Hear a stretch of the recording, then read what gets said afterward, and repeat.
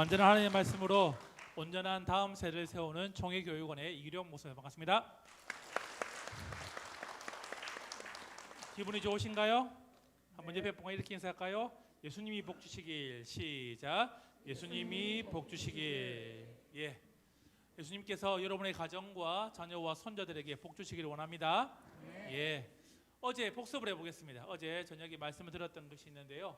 천국에서 가장 큰 상은 어떤 상이라고요? 그렇죠.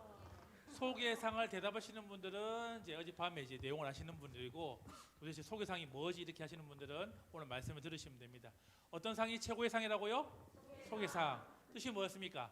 하나님의 소유를 기억하라. 내 아이가 내 소유가 아니라 누구의 소유? 하나님의 소유를 기억해야 했습니다. 두 번째는요, 하나님의 계획을 기억하라는 거죠. 내 계획대로 아이를 아둥바둥 키우지 말고 누구의 계획대로? 하나님의 계획에 그 아이를 맡기라는 것입니다. 마지막은 뭐였죠? 하나님의 상급을 기억하라는 것입니다. 이 땅에 없어질 상급이 아니라 없어지지 않는 하늘의 상급을 그 아이가 바라보며 살아가도록 우리가 그것을 요구하였습니다. 오늘은요, 어제는 부모였다면 오늘은 어떤 말씀일까요? 오늘은 가정에 대해서. 부모가 바뀌었다면, 그렇다면 우리 가정이 무엇을 붙잡는지에 대해서 이야기하고요. 오늘 오후에는 혹시 이런 가정이 있습니까? 내 아이가, 내 손자가 지금 주의 길을 떠났던 아이들이 있으면은, 실패한 인생이 있으면 어떻게 한다고요? 다시금 돌아오는 방법들에 대해서, 내 아이 자녀 교육이 실패했을 때에 어떻게 그것을 다시 세울 수 있는지에 대해서 마지막 시간으로 하도록 하겠습니다. 한번 물어보겠습니다. 여러분들, 사랑하는 사람에게 줄 수 있는 최고의 선물은 어떤 선물일까요?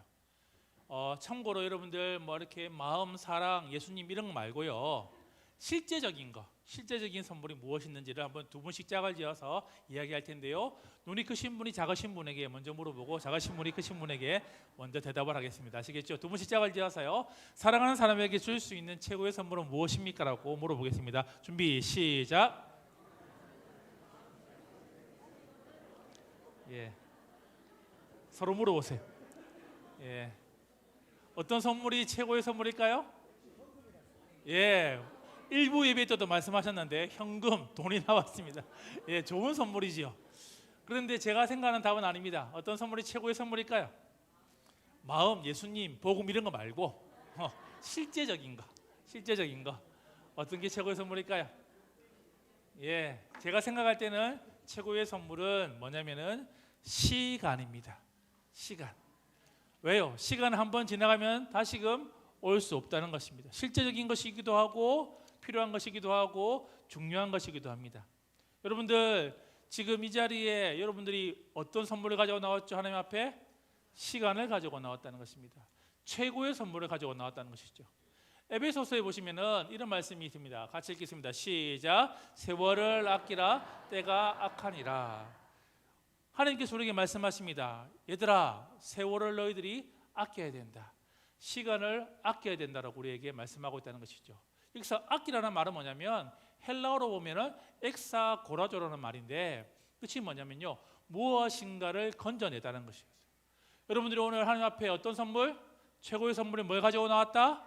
시간을 가지고 나왔다면은 어떻게 될까요? 아끼는 의미에서 어떻게 하지요? 모든 것들을 다 건져갔으면 좋겠습니다. 한 번 더 인사할까요? 다 건져갑시다. 시작. 다 건져갑시다. 예, 오늘 똑같은 시간을 가지고 나왔는데 어떤 분들은 하나님이 주시는 그 복을 다 건져가는 분이 있지만은 어떤 분들은 될까요? 절반밖에. 어떤 분들은 아예 못 가져가는 그런 경우가 없기를 주님으로 축원합니다. 예. 어제 저녁에는 인생에 대해서 정의를 내릴 때 어떻게 정의를 내렸죠? 인생은 B와 D 사이에 뭐라고요? C라는 말을 했습니다. 무엇을 선택하느냐가 인생에 중요하다고 했는데, 오늘은 또 다른 인생의 정의가 있습니다. 찰리 채플린은 인생에 대해서 이야기할 때에 어떻게 정의를 했을까요? 인생은 멀리서 보면 뭐라고요? 희극인데 가까이서 보면 뭐라고요? 비극이라는 것이죠. 한번 떠올려 보실까요? 여러분들이 다른 집을 떠올려 보십시오. 다른 사람들을 떠올려 보십시오. 늘 내가 보는 페이스북이나 인스타그램은 어떻게 할까요? 마치 나를 제외하고 다 잘 사는 것처럼 보입니다. 좋은 음식을 먹고 좋은 데 여행을 하고 아이들 자랑을 하고, 그런데 한꺼풀만 벗겨보면 어떨까요?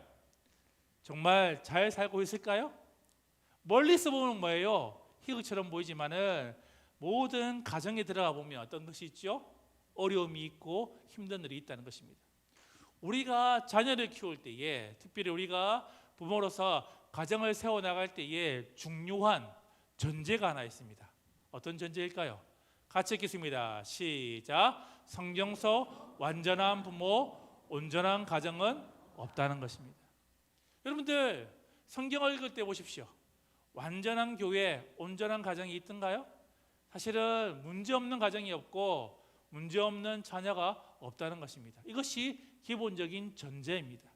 여러분의 가정 가운데에 그런 아픔이 있다면, 그런 어려움이 있다면 그것은 뭐라고요? 당연한 것입니다. 그런데 문제는 뭘까요? 이것을 어떻게 풀어나가느냐, 여기에 우리의 사명이 있다는 것입니다.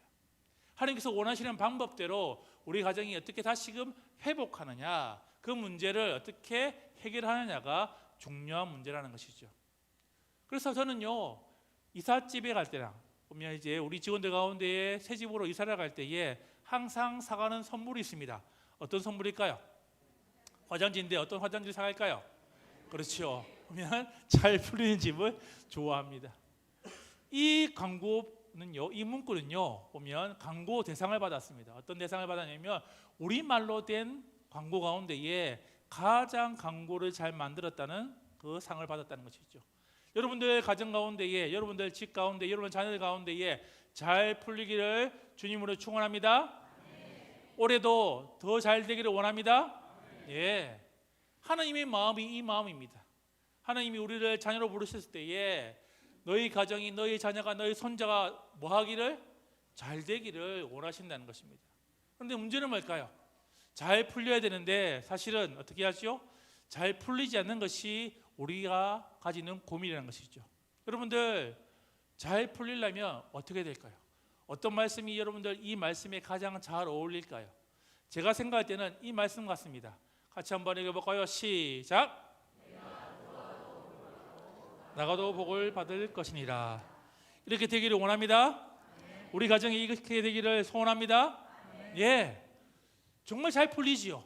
어떻게 풀립니까? 들어가도 복을 받고 나가도 복을 받고. 사실은 뭐예요? 복이 정말 넘치게 들어오는 이와 같은 일들이 보면 하나님께서 약속하셨다는 것입니다. 내가 뭐요? 들어와도 너에게 복을 줄 것이고 네가 뭐 나가도 복을 줄 것이다. 믿으십니까? 예.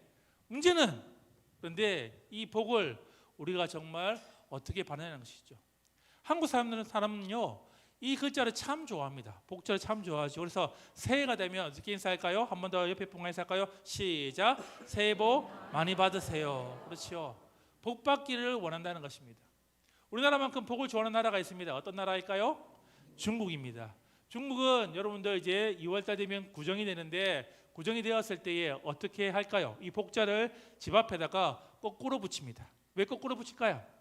복이 한번 들어와서 나가지 말라고, 쏟아져서 나가지 말라고 복자를 거꾸로 붙인다는 것입니다.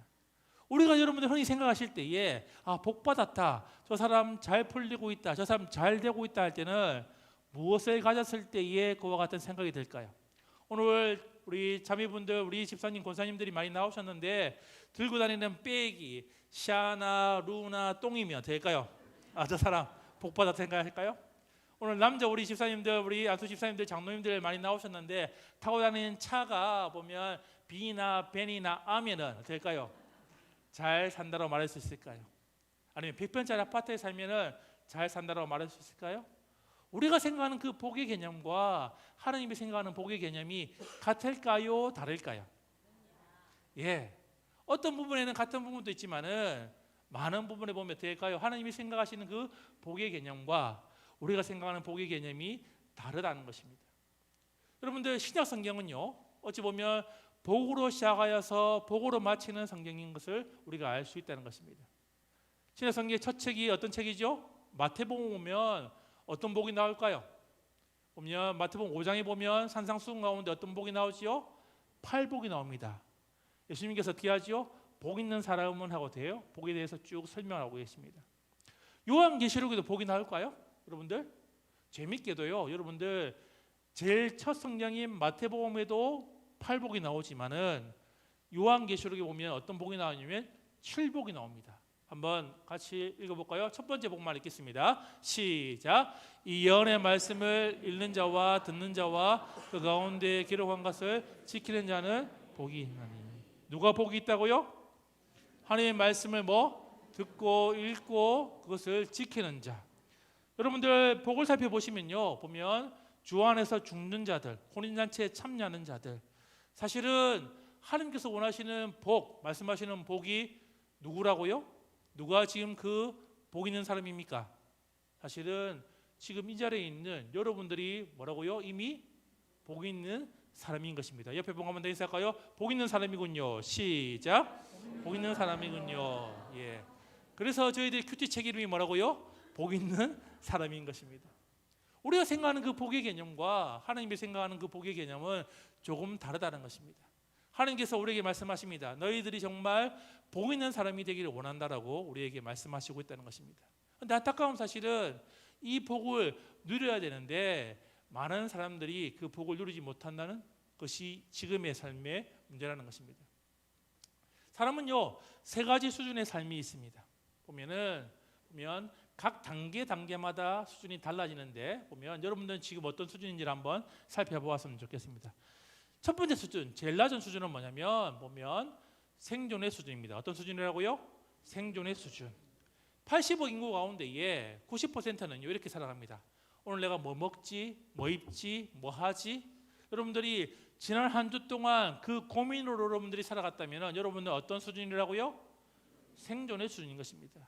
하나님께서 원하시는 수준은 우리가 무엇을 먹을지 무엇을 입을지에 대한 그 고민이 아니라 그 다음의 수준을 요구한다는 것입니다. 어떤 수준일까요? 조금 더 나은 수준은 보면 이 수준입니다. 같이 읽겠습니다. 시작. 성공의 수준인 것이죠. 내가 바라는 꿈, 내가 이루고 싶은 그것을 향해 여러분들이 전심전력으로 달려갔다면, 지난 한 달을 그렇게 살았더라면 생존보다는 조금 더 낫지만은 사실은 하나님께서 원하시는 수준은 아니라는 것입니다. 그렇다면 하나님께서 원하시는 마지막 수준은 어떤 수준일까요? 같이 읽겠습니다. 시작. 의미의 수준입니다. 무슨 말일까요? 하나님께서 여러분들을 이 땅에 보내실 때에 여러분들이 가지는 각 개인의 계획대로 하나님께서 주시는 그 의미대로 살아가기를 바란다는 것입니다. 단지 먹고 살기 위해서, 단지 내 꿈을 이루기 위해서 살아가는 것이 아니라 어떤 꿈요? 하나님의 그 의미대로 살아가기를 바란다는 것입니다. 그런데 문제는 뭘까요? 많은 사람들이 그 의미를 잊은 채로 살아간다는 것입니다. 조금 더 쉽게 설명해 드리겠습니다. 코로나가 오기 전에 이런 조사를 해본 적이 있습니다.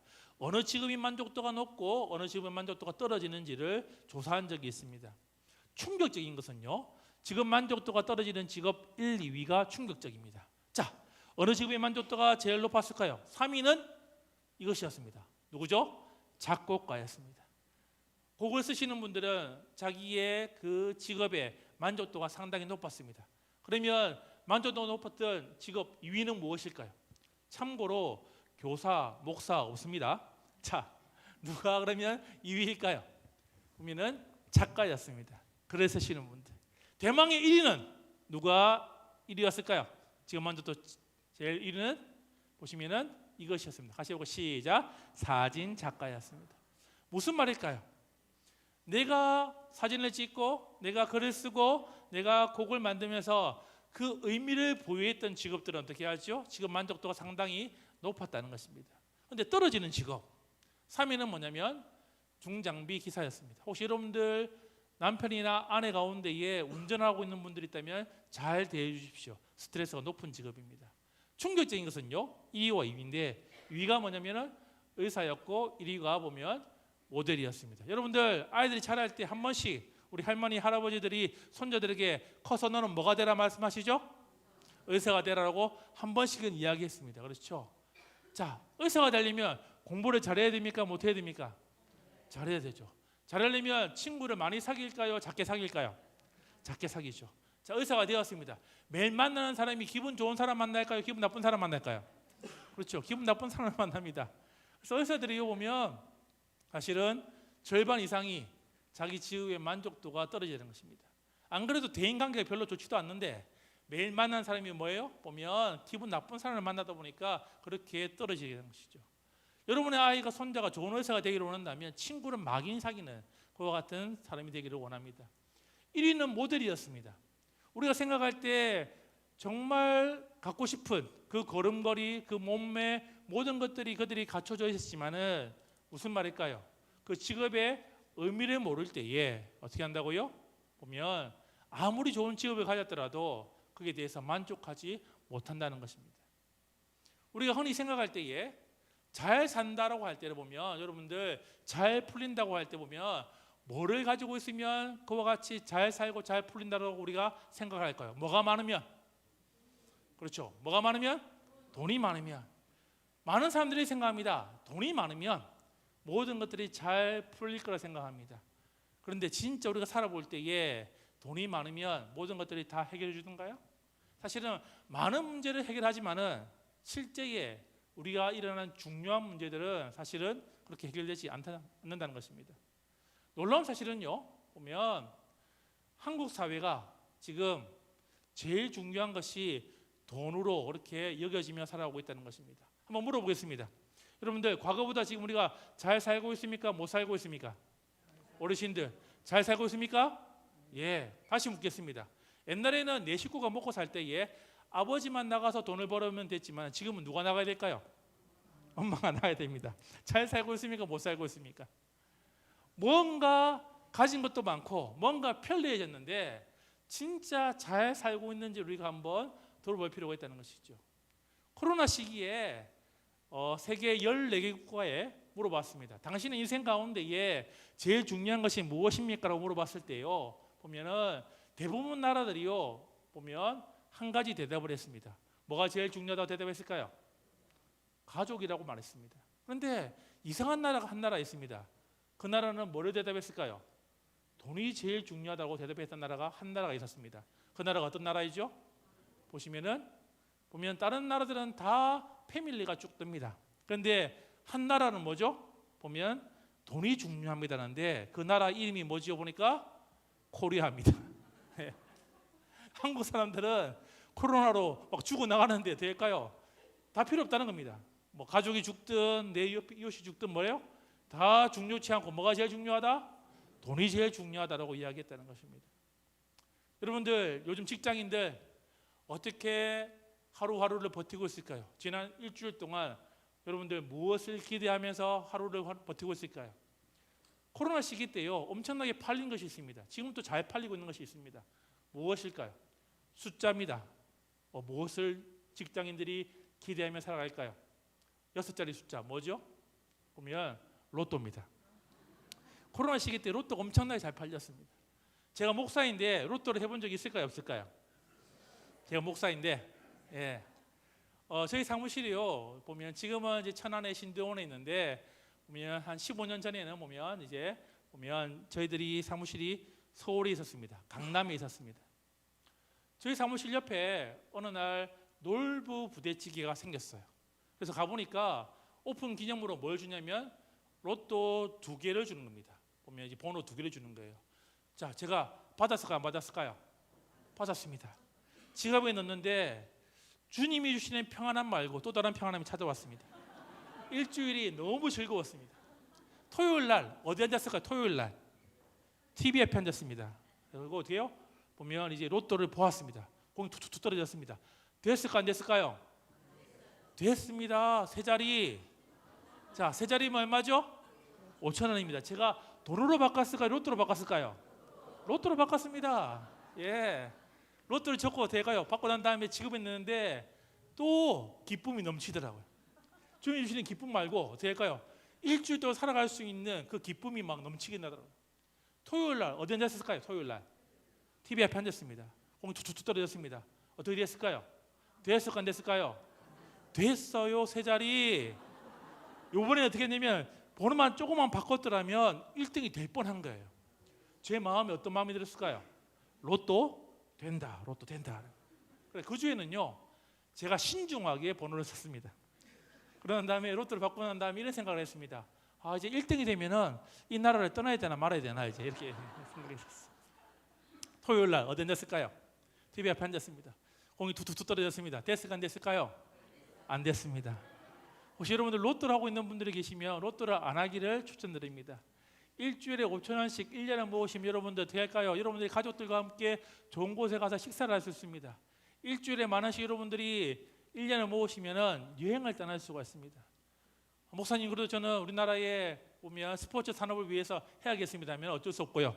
근데 로또가 될 확률이 뭐냐면, 제가 지금 설교를 하고 있죠. 제가 번개를 맞습니다. 그러고 난 다음에 어떻게 하죠? 다시 일어났을 때 번개를 한 번 더 맞아야지 로또가 될 확률입니다. 여러분들 가능한 한 그렇게 않기를 원합니다. 문제는 뭘까요? 많은 사람들이 생각합니다. 돈만 있으면 그러면 모든 것들이 잘 해결될 거라. 사실은 우리가 살아본 결과 돈만 있으면 되던가요? 돈만 붙잡으면 되던가요? 절대 그렇지 않다는 것입니다. 그렇다면 어떻게 될까요? 같이 한번 읽겠습니다. 시작. 무엇을 붙잡아야 할지 내 삶과 내 가정이 잘 풀리고 잘 살 수 있을까요? 그 해답이 오늘 읽었던 창세기 1장에 나온다는 것입니다. 하나님 우리에게 말씀하십니다. 너희들이 정말 잘 풀리는 가정, 복되는 가정, 정말 잘 사는 가정이 되기를 원한다면 한 가지를 붙잡아야 되는데, 뭘 붙잡으라고요? 하나님의 뭘 붙잡으라고요? 말씀을 붙잡으라고 우리에게 말씀하고 있다는 것입니다. 창세기 1장에 보시면 1장 2절에 보면 처음에 세상의 모습은 이와 같았습니다. 1장 2절을 같이 읽겠습니다. 시작. 땅이 혼돈하고 공허하며 흑암이 깊음 위에 있고 하나님의 영은 수면 위에 운행하시니라. 무슨 말일까요? 히브리어로 보면 토우와 보우란 말인데, 어떤 것도 정리되지 않고 어떤 것도 들어가지 않는 상태가 처음에 세상의 모습이었습니다. 영어로 말하면 nothing, 아무것도 없는, 그리고 무질서한 상태가 처음에 세상의 모습이었습니다. 그런데 1장 31절에 가면 어떻게 되었죠? 같이 읽겠습니다. 1장 31절 시작. 하나님이 지으신 그 모든 것을 보시기에 심히 좋았더라. 저녁이 되고 아침이 되니 이는 여섯째 날이니라. 어떻게 바뀌었지요? 혼돈이 질서로, 공허가 충만으로 바뀌었다는 것입니다. 썸띵으로 바뀌었다는 것입니다. 이 사이에 무엇이 있으면, 자, 무엇이 있으면? 그렇죠, 말씀이 있으면. 남들이 보기에 내가 배운 것도 없고 내가 가진 것도 없고 내가 자랑할 것이 아무것도 없지만은 내 삶에 무엇을 부여잡으면요? 그렇죠, 말씀을 보자면 어떻게 된다고요? 내 삶이 점점 어떻게 바뀐다고요? 질서가 잡혀있고 충만한 삶으로 바뀐다는 것입니다. 믿으십니까? 그런데 문제는 뭘까요? 남들이 보기에 내 삶이 부러워한 것이 많이 있지만은 사실은 무엇이 없으면, 그렇죠, 말씀이 없으면 어떻게 된다고요? 혼돈과 공허의 삶을 살게 된다는 것입니다. 지난주 한 주 나의 삶을 한번 돌아보십시오. 내가 홀로 있을 때에 내 삶이 지금 질서가 잡혀있고 충만한 방향으로 하고 있는지, 아니면은 남들이 모르는 지금 혼돈과 공허의 삶을 살고 있는지를 돌아보라는 것입니다. 아이들을 키울 때에, 우리의 손자들을 키울 때에 지금 여러분의 상태가 어떤지를 돌아보아야 한다는 것입니다. 여러분들, 창세기는 누가 기록하였죠? 모세가 기록하였습니다. 창세기 1장 1절 여러분들 외우십니까? 같이 한번 해볼까요? 시작. 태초에 하나님이 천지를 창조하시니라. 믿으십니까? 이 말씀을 믿으십니까? 예. 왜 여러분들 처음에 성경의 시작이 이 말씀으로 시작을 할까요? 혹시 궁금하지 않았나요? 왜 모세가 여러 말씀이 있는데 이 말씀으로 성경을 시작하고 있을까요? 이 말씀에는요, 여러분들 숨겨진 세 가지가 있다는 것입니다. 이 말씀을 믿는다는 건 여러분들이 세 가지를 믿는다는 것이에요. 어떤 것이냐? 태초에 무슨 말일까요? 시간의 주인이 누구라고요? 하나님인 것입니다. 과학자들이 우주의 기원에 대해서 여러 가지 이야기들을 하고 있지만 성경은 딱 말합니다. 태초에 시간의 주인이 누구라고요? 하나님이다 말합니다. 천지를 무슨 말일까요? 이 땅에 있는 모든 물질의 주인이 누구라고요? 하나님이라는 것입니다. 여러분이 갖고 싶어하는 모든 것들의 그 주인이 하나님인 것을 고백하고 있다는 것입니다. 마지막으로 창조하시니라. 어떤 말일까요? 진짜 신은 누구밖에 없다고요? 하나님밖에 없다는 것입니다. 참된 신은 여러분들 하나님밖에 없습니다. 신은 두 종류가 있습니다. 인간을 만든 신이 있고 인간이 만든 신이 있다는 것입니다. 모세는 성경의 첫 구절에서 어떻게 한다고요? 태초에 시간의 주인이 천지를 모든 물질의 주인이 창조하시니라. 진짜 신이 누구라고요? 하나님밖에 없다는 것을 이스라엘 백성들에게 선포하고 있다는 것입니다. 왜 이것이 중요할까요? 이스라엘 백성들이 400년 동안 어디에 살았죠? 애굽에 살았습니다. 이제 하나님의 약속의 땅으로 가야 되는데 이들이 뭘 보고 살았습니까? 그 400년 동안 그 애굽에 있는 수많은 신들, 수많은 우상들 가운데에 그들이 섬기던 삶에서 어떻게 한다고요? 누구를 섬기라고요? 하나님을 제대로 그들이 알 때에 어떻게요? 말씀이 시작되는 것입니다. 근데 문제는 뭐냐면 모세의 마음이 이런 마음이었습니다. 이스라엘 백성들이 출애굽을 하여서 하나님의 약속의 땅 가나안 땅에 가서 정말 이 말씀대로 살아가기를 바랬는데 어떻게 해요? 잘 되었습니까? 잘 풀렸습니까? 안 풀렸습니까? 안 풀렸습니다. 이스라엘 역사 그래프를 보면 이와 같습니다. 마치 4개의 봉우리가 있는 산맥과 같습니다. 이스라엘 역사 가운데 보면 이렇게 쭉 올라갈 때는 이스라엘이 승리했던 이야기입니다. 그리고 내려올 때는 어떻게 하죠? 망하는 이야기입니다. 여러분들 이 그래프를 보시면은 우리의 삶을 보게 되는 것입니다. 자, 저 꼭대기에는요 왕들이 올라갑니다. 여러분들 하나님 말씀에 순종했던 왕, 어떤 왕이 딱 떠오릅니까? 누가 떠오르죠? 그렇죠. 다윗이 첫 번째 봉우리에 놓여져 있었습니다. 다윗이 하나님 말씀에 순종하였을 때 어떻게 하죠? 이스라엘이 승승장구한 나라가 되었습니다. 두 번째 꼭지점은 누가 올라갈까요? 솔로몬 하시면 안 됩니다. 솔로몬은 마지막에 미끄러졌습니다.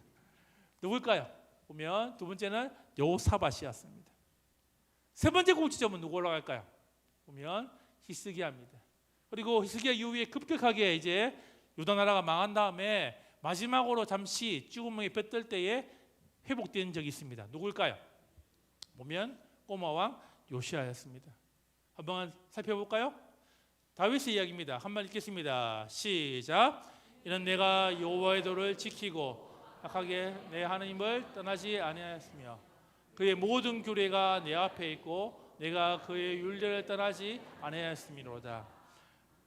다윗이 하나님 말씀을 붙잡았을 때에 다윗이 꿀송이보다 하나님 말씀을 더 사랑하였을 때에 어떻게 되었다고요? 그 나라는 불어가는 나라가 아니라 구워주는 나라가 되었고 그 나라는 어떻게 한다고요? 정말 하나님이 보시기뿐만 아니라 이방 나라가 보기에 정말 좋은 나라로 세움을 받았다는 것입니다. 두 번째, 여호사밧은 어떻게 했을까요? 빨간색만 읽겠습니다. 시작.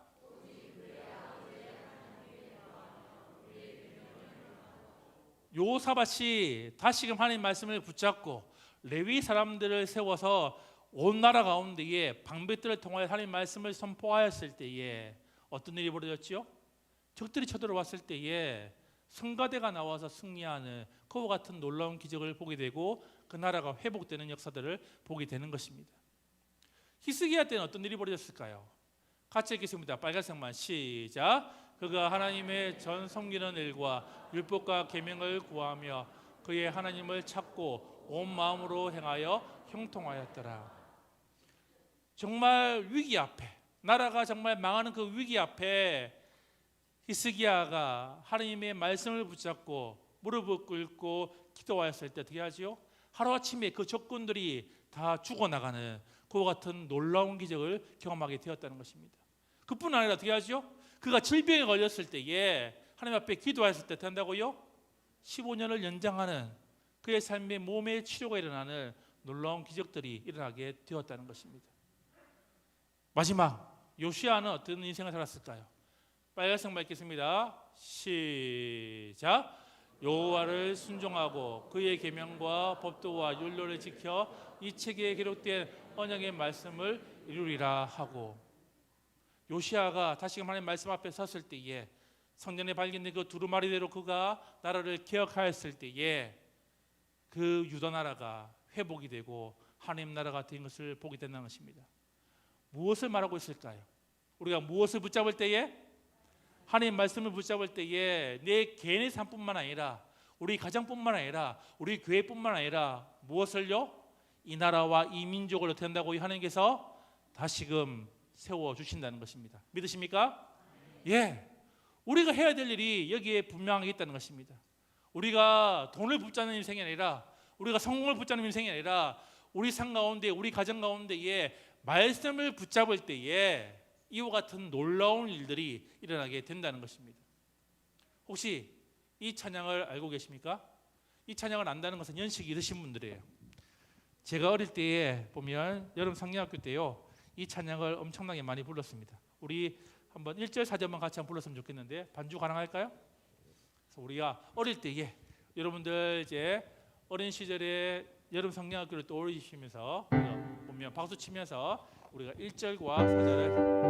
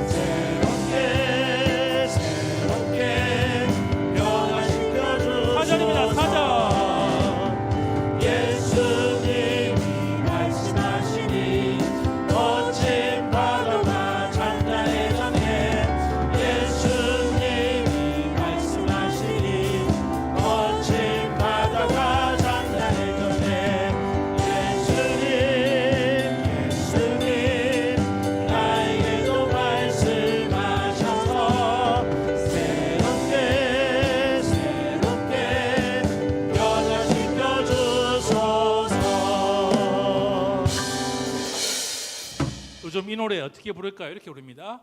예수님이 말씀하시니 3명, 4명, 5명. 무슨 말일까요? 레크레이션 곡으로 이 곡을 부른다는 것입니다. 한번 물어보겠습니다. 크게 대답하세요. 예수님이 말씀하시니 물이 변하여 포도된 것을 믿으십니까? 네. 바디메오가 눈을 뜬 것을 믿으십니까? 네. 죽은 나사로가 살아난 것을 믿으십니까? 네. 거친 파도가 잔잔한 것을 믿으십니까? 문제는 이 시대 많은 크리스찬들이 이 사실을 믿지 않기 때문에 우리의 삶에 어떠한 변화도 어떠한 능력도 일어나지 않는다는 것입니다. 작년에 올 한 해 한 달이 지났는데 내 삶에 어떤 변화가 있나요? 내 삶에 어떤 하나님의 나라를 향한 그 갈망이 일어나고 있나요? 왜 일어나지 않는 것일까요? 교회 와서 예배를 드리고 교회 와서 말씀을 듣는데 내 삶에 변화가 왜 없을까요? 가장 중요한 이유는 내가 이 말씀을 믿지 않기 때문에 그와 같은 일들이 일어나지 않는다는 것입니다. 같이 읽겠습니다. 시작. 저의 날쌘 어떤 검보다도 예리하여 혼과 영과 믹 관절과 골수를 찔러 쪼개 있게 하자며 또 마음의 생각과 뜻을 판단하니 믿으십니까? 하나님 말씀은 지금도 살아계시고 역사하시고 여러분의 삶의 모든 문제를 해결할 수 있는 그 유일한 방법이 어디 있다고요? 이 말씀에 있다는 것입니다. 우리 가정에 있는 그 문제를 해결할 수 있는 그 유일한 방법이 어디 있다고요? 말씀에 있다는 거죠. 내 자녀가 가지고 있는 이 문제를 해결할 수 있는 유일한 힘이 어디 있다고요? 말씀에 있다는 것입니다. 문제는 우리가 그 사실을 믿지 않기 때문에 우리의 삶에 어떠한 변화도 일어나지 않는다는 것입니다. 어떤 단어가 들어야 될까요? 작년에도 한번 보여드렸는데 초등학교 2학년 아이가 답을 적었습니다. 어떻게 적었냐면 이렇게 적었죠. 작은 삼촌을 적었습니다. 여러분들은 말씀을 드렸습니다. 우리가 뭘 붙잡아야 된다고요? 말씀을 붙잡아야 되는데 결심하는데 누가 찾아온다고요? 작은 삼촌이 찾아옵니다. 얘야 그렇게 복 받지 마라. 그렇게 복 받으면 큰일 난다. 사단이 우리에게 작은 삼촌을 보냅니다. 그렇죠? 여러분들이 결단하고 하지만 돼야죠? 쉽게 되지 않습니다. 그 복이 내 삶 가운데에 우리 가정 가운데에 흘러 들어오지 못하는 이유가 뭘까요? 사실은 우리 삶에 그것을 결단하지 않기 때문인 것이죠. 이 아이가 나타납니다. 항상 이 아이가 나타나죠. 그러면 내보고 어떻게 하라고? 그럼 어떻게 하라고? 자, 구체적인 방법 알려드리겠습니다. 자, 생각이 바뀌셔야 됩니다. 내가 붙잡는 것이 뭐라고요? 돈이 아니라, 명예가 아니라, 아파트가 아니라, 성공이 아니라 뭘 붙잡으라고요? 하나님의 말씀을 붙잡아야 됩니다. 생각이 바뀌면 뭐가 바뀔까요? 그렇게 행동하게 됩니다. 행동이 모이면 뭐가 되죠? 그것이 여러분의 습관이 됩니다. 그 습관이 모이면 어떻게 될까요? 그것이 여러분들의 삶의 인격으로 바뀝니다. 그 인격이 어떻게 될까요? 여러분들의 운명을 좌우한다는 것입니다. 오늘 말씀을 들었습니다. 우리가 정말 하나님 말씀을 붙잡아야 되는데 그 말씀이 붙잡기가 쉬울까요? 어려울까요? 쉽지 않습니다. 구체적인 방법을 알려드리겠습니다. 자, 손가락을 펴십시오. 하나하나씩 우리가 할 텐데 첫 번째, 여러분들의 말씀 붙잡으려면 뭘 해야 될까요? 첫 번째는요, 같이 한번 해볼까요? 듣고, 시작. 듣고. 하나님 말씀이 들리는 장소에 어떻게 할까요? 내가 나아가야 하는 것입니다. 예배 시간마다 어떻게 하나님 말씀을 듣는 훈련들을 하셔야 됩니다. 듣기가 중요합니다. 자, 듣는 것만으로 부족합니다. 어떻게 하죠? 두 번째는 뭐죠? 듣고 다음에 어떻게 할까요? 스스로 읽으셔야 됩니다. 여러분들이 주일날 예배를 드리고 난 다음에 집에 가서 일주일 내도록 성령 한번 펴보지 않고 하나님의 복을 받기를 원한다면 그거는 어떤 신부일까요? 놀부 신부라는 것입니다. 하나님은 어떻게 한다고요? 말씀 가운데에 우리의 삶에 복을 주십니다. 믿으십니까? 예, 말씀을 붙잡으면 돼요. 내가 스스로 읽으셔야 됩니다. 자, 첫 번째 뭐였죠? 듣고. 두 번째 읽고. 읽기로는 부족합니다. 뭐 해야 될까요? 세 번째는 공부하셔야 됩니다. 아이들에게 국어 공부해라, 영어 공부해라, 수학 공부해라. 이것은 뭐죠? 대학 가기 위해서 중요한 공부지만은 이 세상에 있는 공부들은 이 세상으로 끝이 납니다. 그런데 우리가 하나님 말씀을 보면 어떻게 하지요? 우리가 천국까지 갔을 때도 유효하게 된다는 것입니다. 아이들에게 뭐라고요? 이 말씀을 공부하도록, 내 삶부터 공부하도록 하셔야 되는 것입니다. 자, 어떻게 한다고요? 하나님 말씀을 첫 번째 시작. 듣고, 읽고, 공부하고. 네 번째는요, 보면 외우셔야 됩니다. 우리 할아버지 할머니들 치매 예방에 가장 좋은 방법이 뭘까요? 하나님 말씀을 외우시는 것입니다. 암송하는 것입니다. 암송할 때마다 어떻게 한다고요? 내가 하나님 말씀을 보지 못하더라도 그 말씀을 떠올리면서 계속해서 그 말씀을 외울 수 있다는 것입니다. 자, 어떻게 한다고? 하나님 말씀을 시작. 듣고, 읽고, 공부하고, 외우고. 다섯 번째는 뭐냐면 보면 묵상하기입니다. 여러분들 손가락 5개가 다 중요하지만 제일 중요한 손가락이 무엇일까요? 제일 중요한 것은 엄지입니다. 왜 엄지가 중요할까요? 듣고 묵상하고, 읽고 묵상하고, 공부하고 묵상하고, 외우고 묵상할 수 있다는 것입니다. 그래서 여러분들 묵상하기는요, 우리 삶 가운데에 가장 중요한 것입니다. 그래서 큐티를 해야 될까요? 그만둬야 될까요? 그래서 여러분들 하셔야 됩니다. 자, 한번 같이 해보겠습니다. 자, 어떻게 하면 우리가 잘 부를 수 있죠? 하나님의 말씀을 시작. 듣고, 읽고, 공부하고, 외우고, 묵상하면. 자, 그러면은 이 말씀을 사단이 뺏어갈까요? 안 뺏어갈까요? 뺏어갑니까? 안 뺏어갑니까? 테스트 해보겠습니다. 자, 이 말씀을 뺏어가 보십시오. 자, 있는 힘껏 뺏어가 보십시오. 말씀, 어이구야, 지금 제가 뺏겼습니까? 뺏겼습니까? 뺏겼지요. 여러분들 이렇게 했는데도 뺏깁니다. 그러면 안 뺏기려면 어떻게 해야 될까요? 제일 중요한 게 있습니다. 마지막에 뭐냐면 이겁니다. 뭐라고요? 실천하는 것입니다. 어떻게 해요? 마지막 어떻게 해요? 손을 꽉 쥐시면 될 거예요. 실천하게 하십니다. 아시겠죠? 이 말씀대로 살아버리면은 절대로 이 말씀이 뺏기지 않는다는 것입니다. 같이 한번 하겠습니다. 어떻게 하면 잘 살 수 있지요? 시작. 하나님의 말씀을 듣고, 읽고, 공부하고, 외우고, 묵상하고, 실천할 때에. 자, 두 분씩 짝을 지어서요. 이번에 머리카락이 기신 분이 짧으신 분에게 말합니다. 어떻게 하면 잘 풀릴 수 있습니까? 어떻게 하면 잘 살 수 있습니까? 하면 이 6가지를 이제 머리카락이 짧으신 분이 이야기하시고 다시 묻고 다시 대답하고 하겠습니다. 준비 시작. 자, 아니 질문을 자, 다시 질문을 어떻게 하면 잘 살 수 있습니까? 라고 질문하시고 대답하면 시작. 어떻게 하면 잘 살 수 있습니까? 시작.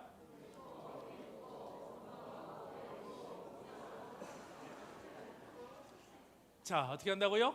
하나님의 말씀은 뭐라고요? 듣고, 읽고, 공부하고, 외우고, 묵상하고, 실천할 때에 이 일들이 벌어지는 것입니다. 믿으십니까? 예. 근데 문제는 뭘까요? 이 일이 쉬울까요? 어려울까요? 어렵습니다. 새해가 되면 여러분들 우리가 보통 믿음이 있는 분들이라면 버킷리스트 가운데에 제일 중요한 버킷리스트가 뭐죠? 올 한 해는 내가 뭐 하겠다고요? 성경 뭐 하겠다? 일독하겠다. 그렇죠? 잘 되고 있습니까? 창세기 잘 지나갑니다. 출애굽기 지나가다가 될까요? 조금 힘이 들기 시작합니다. 자, 성경 읽기가 어디서 멈출까요? 레위기 앞에서 딱 멈춥니다. 그렇죠? 한 병사가 이제 전쟁터에 나갔습니다. 전쟁터에 나가서 총알 안 받고 죽은 줄 알았는데 눈을 떠보니까 살았습니다. 이 가슴에 뭐가 있었죠? 성경책이 있었습니다. 총알이 어디 앞에서 멈췄을까요? 레위기 앞에서 딱 멈췄습니다. 총알도 뚫지 못하는 성경책 뭐? 레위기. 여러분들 레위기는요 아주 심플합니다. 하나님께 나아가는 법과 하나님과 동행하는 법, 오제사 7절기를 딱 말하고 있다는 것입니다. 그만큼 중요한 성경책이 없습니다. 레위기를 넘어서야 될까요? 그만둬야 될까요? 넘어서야 됩니다. 문제는 이것입니다. 우리가 정말 이렇게 하나님 말씀을 붙잡고 싶은데 삶의 습관이 되지 않기 때문에 우리의 삶에 문제가 있다는 것입니다. 어떻게 해야 될까요? 구체적인 방법을 드리겠습니다. 같이 읽겠습니다. 시작. 큐티로 시작하여 땡큐로 마치는 삶. 하루에 1%를 하나님께 드리면 99%를 하나님이 책임지신다. 믿으십니까? 하루에 1%의 시간, 여러분들 24시간 1440분의 1%는 얼마의 시간일까요? 하루에 15분. 여러분들 하루에 15분을 하나님 앞에 드리면 어떻게 한다고요? 하나님이 99%를 책임진다는 것입니다. 여러분들 삶 가운데에 내 자녀와 내 손자가 정말 잘 되기를 원한다면 무엇을 매일 붙잡는 것을 알려줘야 될까요? 하나님 말씀을 매일 붙잡는 법을 알려줘야 되는 것이죠. 한번 물어보겠습니다. 여러분들 매일 가정 예배를 드리는 것이 쉬울까요? 일주일에 한 번 가정 예배 드리는 것이 쉬울까요? 자, 뭐죠? 매일 가정 예배 드리는 것이 쉽다는 것입니다. 저는 어릴 때요 저희 집은 매일 가정 예배를 드렸습니다. 저희 부모님이 언제 가정 예배를 드렸냐면 부모님이 새벽기를 다녀오시고 난 다음에 어머니가 아침 식사를 다 준비하고 난 다음에 우리 가족이 가정 예배를 드렸습니다. 자, 이렇게 말씀드리면 저희 아버지 직업이 뭐라 생각하실까요? 목사님이 생각하시겠지만 천만의 말씀입니다. 저희 아버지는 일반 공무원이셨고 장로님이셨습니다. 저는요 이 고통을 우리 친구들이 다 당하는 줄 알았어요. 근데 알고 보니까 뭐? 우리 집만 하고 있었어요.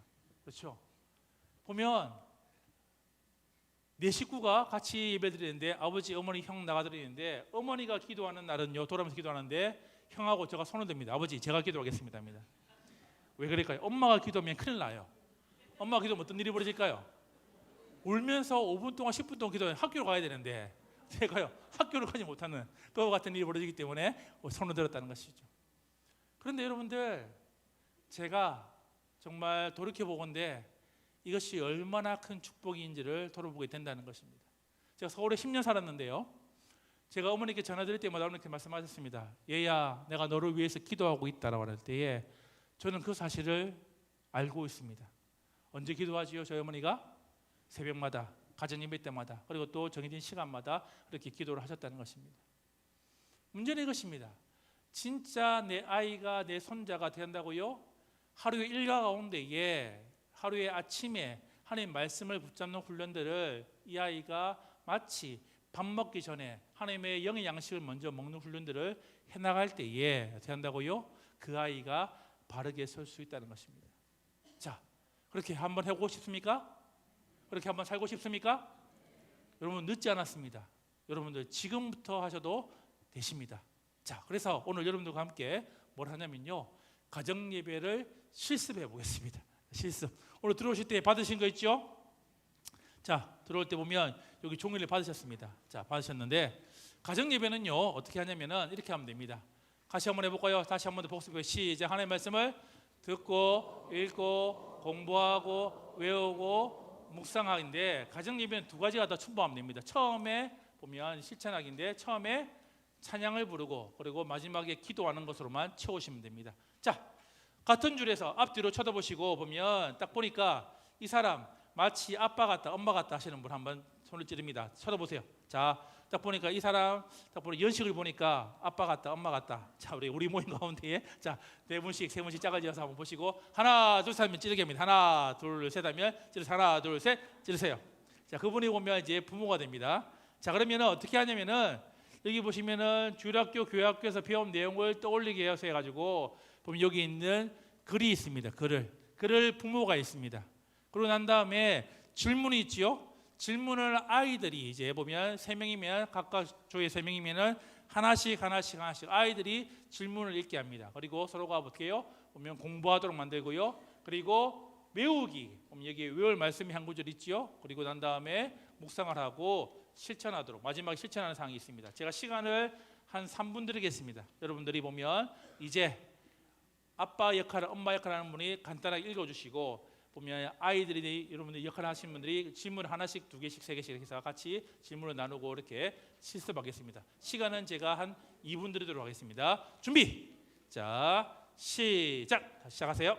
자, 이제 해서 자, 모였습니다. 그래서 찬양했다 치고 이제 합니다. 자.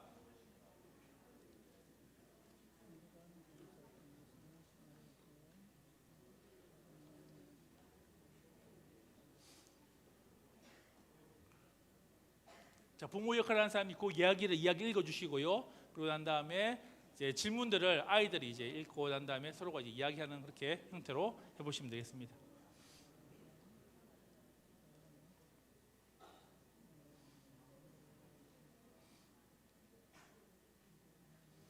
자, 저를 쳐다보지 마시고 지금은요. 여러분들 이제 종례를 보시고 이렇게 얘기를 하셔야 됩니다.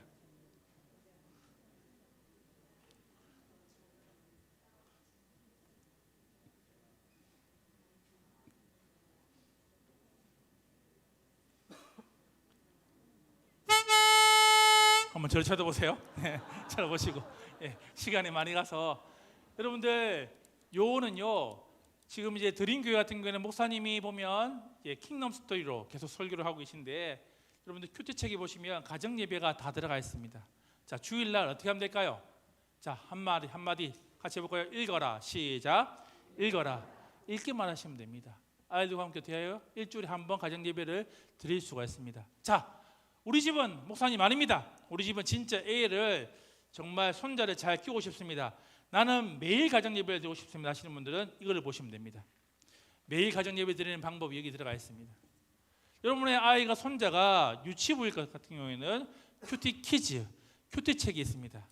이걸 가지고 똑같은 방식으로 아이와 함께 듣고 읽고 공부하도록 하시면 되겠습니다. 내 아이가 초등학생이다 하면 된다고요? 보면 어린이 복 있는 사람을 하시면 됩니다. 내 아이가 중고등부 이상이다 하면 된다고요? 여러분들 복 있는 사람으로 여러분들 매일 가정 예배를 하시면 됩니다. 읽으시면 됩니다. 그러면 될까요? 매일매일 하루에 몇 분? 15분 하나님 말씀을 만나는 그와 같은 역할들을 아이들과 함께 하시면 되는 것입니다. 여러분들 이거는 아주 쉬운 것입니다. 우리가 육의 양식을 먹기 전에 뭐라고요? 영의 양식을 먼저 먹는 것이 된다고요? 당연한 것을 우리가 아이들에게 가르치면 될까요? 절대로 하나님 말씀 앞에 떠나지 않는다는 것입니다. 자, 돌아가 보겠습니다. 우리가 처음 읽었던 구절 같이 읽고 시작. 내가 들어가도 복을 받고 나가도 복을 받을 것이니라. 이렇게 되길 원하십니까? 원하시면은 이 구절에 방법이 있습니다. 보면 어떤 사람이 이렇게 복을 받느냐 할 때에 28장 1절에 되어 있습니다. 같이 읽겠습니다. 시작.